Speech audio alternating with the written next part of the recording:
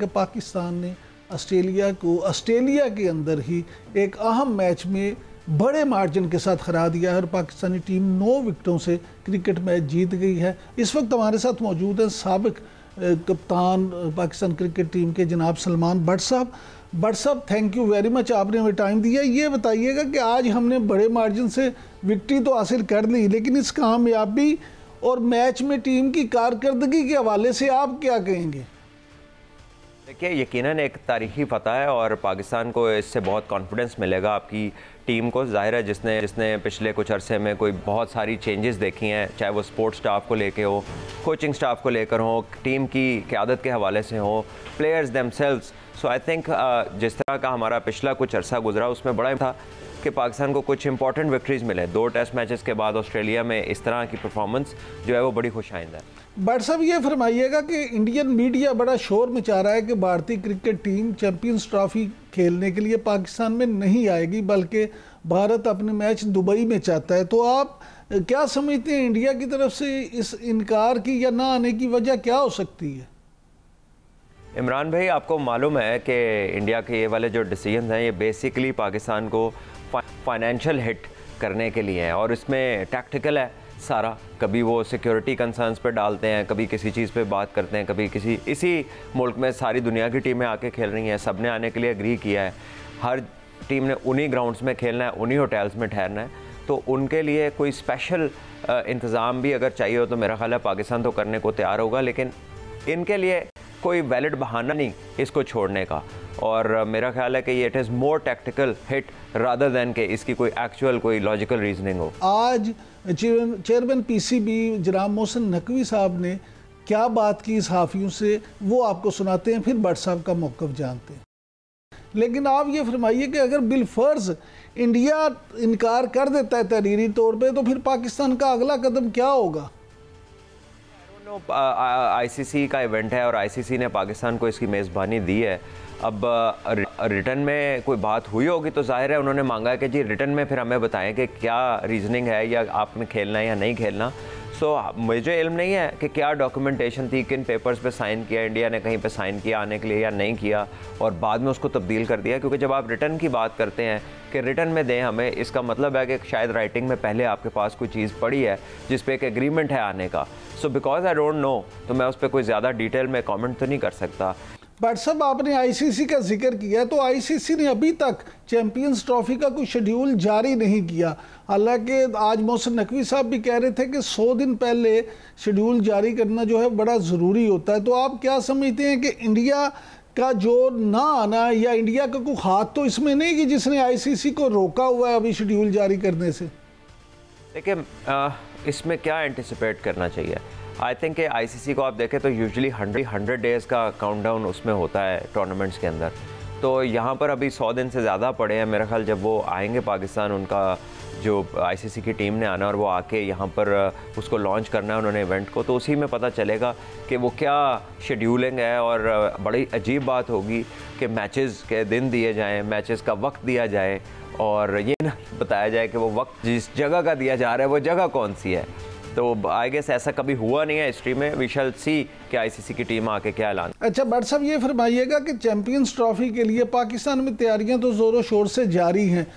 लाहौर में, कराची में स्टेडियम जो हैं उनकी भी तामीर जो है और तोसी इसका काम जारी है। तो आप क्या समझते हैं, बर वक्त ये सब कुछ मुकम्मल हो जाएगा?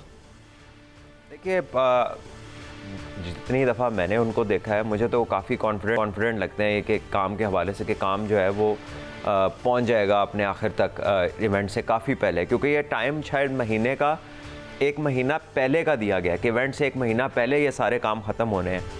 और उसकी पेस, क्योंकि सभी जर्नलिस्ट लोग कवर करते हैं, वो जाते हैं देखते हैं। एक मीडिया सेशन भी हुआ है पिछले दिनों में, तो जिसमें सभी लोग काफ़ी सेटिस्फाइड थे कि बड़ी तेज़ी के साथ काम हो रहा है और राइट डायरेक्शन में चीज़ें और राइट स्पीड पे चल रही हैं। बॉडी लैंग्वेज से और उनके बयानात से तो बड़ी होपफुल चीज़ें नज़र आ रही हैं। वी शैल सी क्या होता है।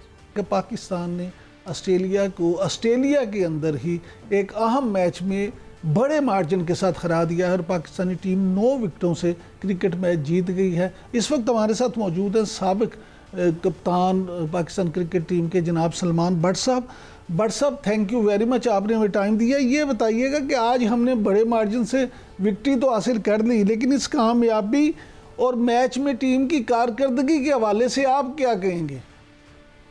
देखिए, यकीनन एक तारीखी फतह है और पाकिस्तान को इससे बहुत कॉन्फिडेंस मिलेगा आपकी टीम को। ज़ाहिर है जिसने पिछले कुछ अरसे में कोई बहुत सारी चेंजेस देखी हैं, चाहे वो स्पोर्ट्स स्टाफ को लेके हो, कोचिंग स्टाफ को लेकर हो, टीम की क़यादत के हवाले से हो, players themselves. So I think जिस तरह का हमारा पिछला कुछ अरसा गुजरा उसमें बड़ा था कि पाकिस्तान को कुछ इंपॉर्टेंट विक्ट्रीज़ मिले। 2 टेस्ट मैचेस के बाद ऑस्ट्रेलिया में इस तरह की परफॉर्मेंस जो है वो बड़ी खुशाइंद है। भट्ट साहब, ये फरमाइएगा कि इंडियन मीडिया बड़ा शोर मचा रहा है कि भारतीय क्रिकेट टीम चैंपियंस ट्रॉफी खेलने के लिए पाकिस्तान में नहीं आएगी, बल्कि भारत अपने मैच दुबई में चाहता है। तो आप क्या समझते हैं, इंडिया की तरफ से इस इनकार की या ना आने की वजह क्या हो सकती है? इमरान भाई, आपको मालूम है कि इंडिया के ये वाले जो डिसीजन हैं ये बेसिकली पाकिस्तान को फाइनेंशियल हिट करने के लिए हैं और इसमें टैक्टिकल है सारा। कभी वो सिक्योरिटी कंसर्न्स पे डालते हैं, कभी किसी चीज़ पे बात करते हैं, कभी किसी इसी मुल्क में सारी दुनिया की टीमें आके खेल रही हैं, सब ने आने के लिए एग्री किया है।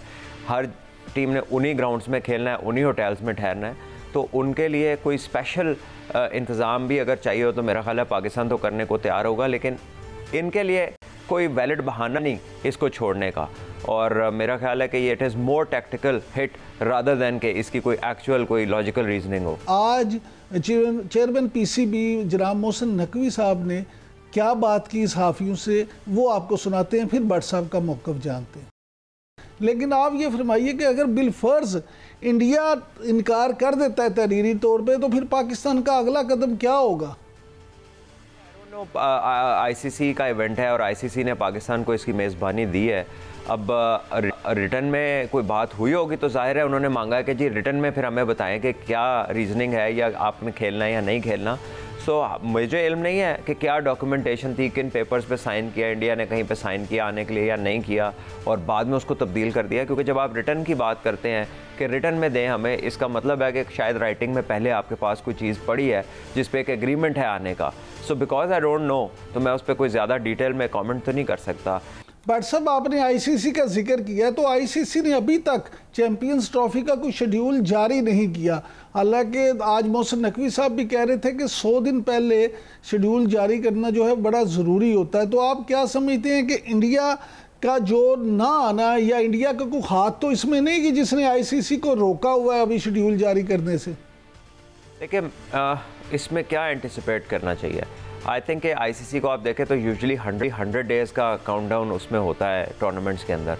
तो यहाँ पर अभी 100 दिन से ज़्यादा पड़े हैं। मेरा ख्याल जब वो आएंगे पाकिस्तान, उनका जो आईसीसी की टीम ने आना और वो आके यहाँ पर उसको लॉन्च करना है उन्होंने इवेंट को, तो उसी में पता चलेगा कि वो क्या शेड्यूलिंग है। और बड़ी अजीब बात होगी